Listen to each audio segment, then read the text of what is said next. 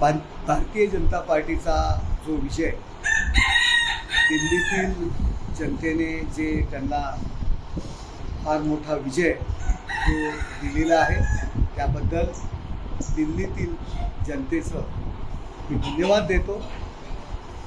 जो स्वतःला फार मोठा नेता समजत होता,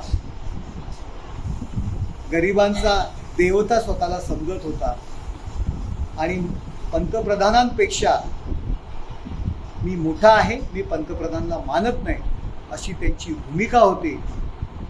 खायचे दात वेगळे आणि दाखवायचे दात वेगळे अशी परिस्थिती होती। अशा नेत्याला घरी बसवण्याचं काम दिल्लीतील जनतेने केलेलं आहे। दिल्लीमध्ये रस्त्यात खड्डे आहेत की खड्ड्यात रस्ता आहे अशी अवस्था होती।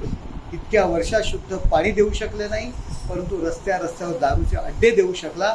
स्वतःला समाजवादी गरिबांचा दाता समजत होता, परंतु स्वतःसाठी लोक झोपड्यांमध्ये राहत आहेत, झोपड्यांचा विकास करू शकत नाही, परंतु स्वतः एक काचेच्या महलामध्ये काचेच्या बंगल्यामध्ये जो राहून समाजवादाची जी काही वार्ता करत होत्या, समाजवादाची जी पोपटपंची करत होत्या, अशा माणसाला लोकांनी घरी बसवलेलं आहे।